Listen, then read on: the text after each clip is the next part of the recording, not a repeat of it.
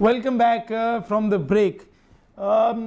वो एक मुहावरतन लोग कहते हैं that stupidity knows no bounds, the universe में no bounds but stupidity does not know any bounds.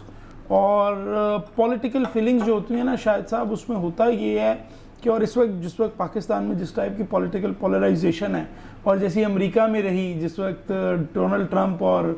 Democrats का मुकाबला जो बाइडन का हो रहा था उस वक्त, और फिर पाकिस्तान में जो पॉलिटिकल, इसके अंदर घर घर के अंदर फड्डे हो जाते हैं, दोस्तों के अंदर फड्डे हो जाते हैं, क्योंकि वो पॉलिटिकल फीलिंग जितनी स्ट्रॉन्ग होती हैं एक सेक्शन ऑफ द सोसाइटी की, कि वो अब पावर शायद कर जाती हैं उनकी रीजनिंग को। लेकिन मेरा ख्याल है कुछ चीज़ें ऐसी होती हैं जिनको मिन हैसुल कौम हमें जो है कंडेम करना चाहिए। कभी कभार इंसान, मौलाना तारिक जमील साहब की एक बड़ी अच्छी बात है, और वो ये कहते हैं कि देखें जो इंसान बोलता है वो गलती करता है, मैं बहुत ज़्यादा बोलता हूँ इसलिए मैं ज़्यादा गलती कर जाता हूँ, और डैट इज़ ट्रू। हम भी बोलते हैं, आप भी बोलते हैं, और अक्सर ऐसा होता है कि हम गलती भी कर जाते हैं। तो अगर इस तरह की कोई गलती हो जाए तो मेरा ये ख्याल है कि हमें माफ़ी मांग लेनी चाहिए, या कम से कम एटलीस्ट जिस तरह खान साहब ख़ुद कहते हैं कि बड़े लीडर की निशानी होती है यू टर्न लेना, तो यू टर्न ले लेना चाहिए, लेकिन उसको डिफेंड नहीं करना चाहिए। Unfortunately with a very sad heart I am telling you कि ये जो स्टेटमेंट आई है, with due respect and with all due respect that I can find, but I can not use a better word, ये जो एक बगैरती वाली statement आई है कि टीटीपी से बात हो सकती है, लेकिन जो है ये बाकी जो हुकूमती जो अपोजिशन पार्टीज़ हैं पीडीएम, इनसे बात नहीं हो सकती, सेपरेटिस्ट से बात हो सकती है, इनसे बात नहीं हो सकती। इसको मैं समझता हूँ कि अगर आप कोई डिफेंड करने की भी कोशिश करे तो मैं समझता हूँ कि फिर उसके दिमाग के अंदर कोई शायद थोड़ा सा इशू है, वो उसका दिमाग शॉर्ट सर्किट हुआ है, because this is a statement that can not be defended. Tehreek-e Taliban Pakistan ने, ठीक है वो सॉवरेन लेवल पे जो टॉक्स होती हैं हम उस बाद में डील करेंगे उस बात के ऊपर, वो एक अलग टॉपिक है, लेकिन उन्होंने हमारे बच्चों को शहीद किया है, उन्होंने इस मुल्क में मुसलमानों को शहीद किया है, हमारी माइनॉरिटीज़ के ऊपर धावा बोला है, हमारे आइन के ऊपर धावा बोला है, हमारे इंस्टीट्यूशंस के ऊपर धावा बोला है, और सबसे ज़्यादा हमारी अजीम फ़ौज जो है इसने कुर्बानियाँ दी हैं। मैं समझता हूँ कि इस टाइप की स्टेटमेंट सिर्फ एक घटिया जहनीत से ओरिजिन हो सकती है, और ये स्टेटमेंट गलती से तो हो सकती है, लेकिन इस स्टेटमेंट पे खड़े हो जाना कि मैं अपने पाकिस्तानी भाइयों से बात नहीं करूंगा, लेकिन मैं किसी ऐसे दुश्मन से बात कर लूँगा जो मेरे बच्चों को यहाँ पे आके मेरे बच्चों के गले काट के उनको शहीद करता है, मैं तो समझता हूँ कि ये एक इनडिफेंसिबल पोजीशन है। अब वो फ़ैन क्लब या कल्ट, आप उसको जो मर्ज़ी कहें, वो जितना मर्ज़ी इस पोजीशन को डिफेंड कर ले, मुझे पता है आप भी ज़रा तहरीके इंसाफ के लिए एक सॉफ्ट कॉर्नर रखते हैं, आप डिसएग्री करेंगे लेकिन रखते हैं। मेरा ख्याल है इस स्टेटमेंट को तो आप भी कंडेम करेंगे। अच्छा, मैं बताऊं आपको अली साहब कि सुबह जब मैं पढ़ रहा था डॉन, और मुझे ये खबर मैंने देखी और फ्रंट पेज पे ये खबर थी, और मैंने उस टाइम फिर फेसबुक पोस्ट भी की कि ये तो इंतहाई इक़्तिदार लेने के लिए इंतहाई गिर जाना है नीचे, सिर्फ इक़्तिदार की नशे के, और कुछ भी नहीं है कि भाई मैं किसी भी सूरत में पीडीएम से बात नहीं करूँ। देखो, दुनिया के हर मुल्क में सियासत है, हर मुल्क में सियासत है। दुनिया में आप चले जाएं, कहें कि पार्लियामेंट में ये नहीं होता, हर जगह ऐसा ही होता है। आप जो आपके मुल्क के लोग हैं उनसे आपको मिलना है, उनसे आपको बैठना है।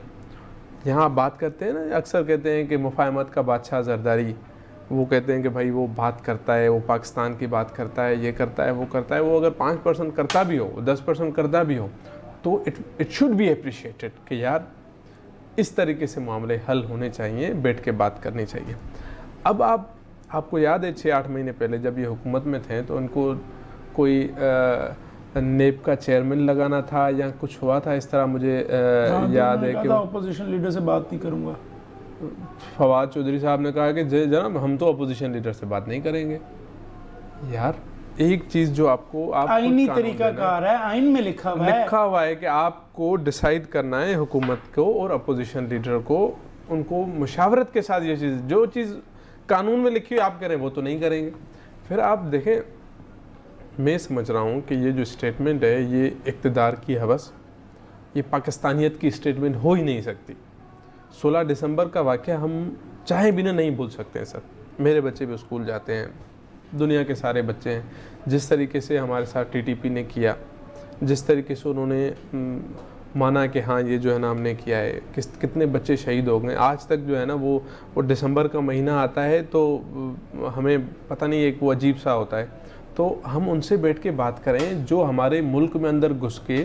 या हमारे मुल्क में अफरा तफरी फैलाएँ, हमारे मुल्क में बम ब्लास्टर पैदा करें, हमारे मुल्क में दहशतगर्दी करें, वो चाहे 7 का वाक़या हो, चाहे दूसरी जगह बम ब्लास्ट हो, वो आके फिर कहते हैं जी हमने किया है।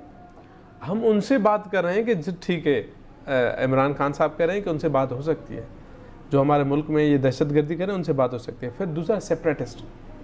देखिए मैं तो कहता हूँ कि अगर जो पाकिस्तान के ख़िलाफ़ बात करता है ना, वो दो के हमारे इस्लाम में कत्ल करना गुनाह है या उनसे लेकिन उन पे लानत तो भेजी जा लानत सकती है उन पे कि जिस मुल्क में हमारा मुल्क है सर, हमने हमारी माँ है यार, कितनी कुर्बानियों से हमने ये आज़ादी ली है ना सर। हमें पता है कि जब हम दुनिया देखते हैं कि जो आज़ाद मुल्क हैं वो किस तरह चलते हैं। हमारी माँ है, माँ को जो गाली दे हम के उससे बैठ के बात करेंगे ऐसी की तैसी। एग्जैक्टली। तो आप तुम्हारी गैरत नहीं होगी। चलो आप टीटीपी को रख लेते हैं मिसाल, हम तो उनको कहते हैं ना दुश्मन है हमारे, फिर ये सेपरेटिस्ट भी हमारे दुश्मन है सर। पाकिस्तान को अल्लाह माफ़ करे, तौबा नऊज़ बिल्लाह, ये अल्लाह ना करे कभी कोई ऐसा दिन आए, मकसद आप पाकिस्तान को तोड़ने की साजिश कर रहे हैं कि आप पाकिस्तान नहीं चाहते हैं कि पाकिस्तान ना हो, या पाकिस्तान की सालमियत के ख़िलाफ़ उनकी आप जो है ना वो उनके ख़िलाफ़ हो रहे हैं। आप कह रहे हैं उनसे भी बात हो सकती है, जी आ जाएँ आप। भाई आप तो क्रैश दें,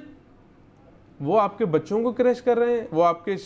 फ़ौजी जवानों को मार रहे हैं, आपके सिविलियंस को मार रहे हैं, उनको अगवा करके लेके जाते हैं, उनसे पैसे वसूल करते हैं। सर मेरे पास कुछ दिन पहले एक केस आया, यार से पैसे लेके करते हैं वो सारी फंडिंग। कोई ये सिर्फ पाकिस्तान का मौकफ तो नहीं है, ईयू के कमीशन ने सारा कुछ भांडा फोड़ के रख दिया। आपका ये जो कौन था ये जो पकड़ा गया कुलभूषण यादव, ये कहाँ से पकड़ा गया सर आपका? बलूचिस्तान से। ऑफ कोर्स पाकिस्तान में बैठे हुए हैं ना। मैं परसों तरसों देख रहा था एक वीडियो, वो इंडियन खान साहब को कुलभूषण से बड़ी मोहब्बत है, क्योंकि आप ये देखें कि सिविल और क्रिमिनल जस्टिस रिफॉर्म के ऊपर तो कोई ऑर्डिनेंस नहीं आया, लेकिन कुलभूषण के ऊपर ऑर्डिनेंस की तैयारी थी पूरी, और उसके अलावा बहस के लिए पार्लियामेंट में सिविल और क्रिमिनल जस्टिस रिफॉर्म के ऊपर तो कुछ नहीं लाया। पाकिस्तान में भी ऐसे कैदी हैं जो 30-30, 32-32, 45-45 साल से बल्कि जेलों में बंद हैं, और शायद उनको भी रिहेबिलिटेट किया जाए, लेकिन उनके ऊपर तो कोई बिल जमानी हुकूमत की तरफ से कराया गया। इधर काबीना को बड़ी जल्दी थी। तो ये और देखें, मैं कल परसों सुन रहा था, एक वो कह रहे थे कि एक वहाँ के जासूस थे इंडिया के, वो कह रहे मैं पाकिस्तान में था तो एक मैं मज़ार पे गया लाहौर में। नहीं, अब वो आपने वो देख ली वीडियो, ये आप उसके साथ वो देखिए वीडियो। वो जो आदमी है वो कह रहा है वो कान में वो कोई सर, वो जो आदमी है वो अजीत दोवल है, और अजीत दोवल इंडिया का नेशनल सिक्योरिटी एडवाइजर रह चुका है, और ऐसा नेशनल सिक्योरिटी एडवाइजर रहा है, और वो पाकिस्तान में रह के गया, राइट हैंड आदमी है, और वो इतना, यानी कि वो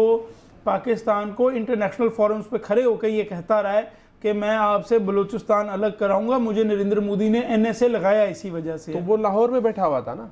हाँ, back in the spy days. Sir कोई भी दिन हो, वो क्या कह रहा था कि सर मैं लाहौर में गया, मुझे एक बंदा मिला, उन्होंने कहा तुम हिंदू हो, तो मैंने कहा नहीं, कह रहा है वो भी मौलवी था। फिर वो मुझे कमरे में ले गया, और कमरे में मुझे कहने लगा कि मैं भी हिंदू हूँ,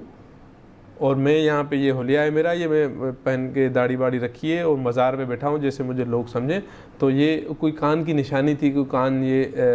उनका कटा हुआ था, बाद में इसके ऊपर 2011 या 12 में एक स्पाई क्रॉनिकल्स छपे थे, कुछ बातें लीक हुई थी, और पता ये लगा था कि अजीत दोवल साहब यहाँ पे स्पाई बन के आए थे, यानी जासूस बन के आए थे पाकिस्तान के अंदर। और पाकिस्तान की जो ISI है, अल्हम्दुलिल्लाह मारखोर को पता था कि ये इंडियन स्पाई है, और अजीत दोवल को गलत इंफॉर्मेशन फीड की गई, और वो इसी तरह की गई थी कि उसकी यहाँ पे दोस्तियाँ करवाई गई, और वो समझा ये मेरे असली दोस्त हैं, लेकिन वो मारखोर थे, और मारखोर ने इंडिया को गलत इंफॉर्मेशन भेजी और अजीत दोवल को एम्बेरस किया। यहाँ तक भी है कि हमारे एक ऑफिसर फ्रॉम द ISI गए, और अजीत दोवल एक मज़ार से निकलने की कोशिश कर रहा था, तो उन्होंने कहा यहाँ पे चुप करके बैठ जाओ, आज अगर तुम बाहर निकले तो हो सकता है ये तुम्हारा आखिरी दिन हो, हमें पता है तुम कौन हो, हम कुछ कह नहीं रहे, लेकिन फिलहाल तुम यहीं पे अंदर बैठे रहो. With that being said, take a break.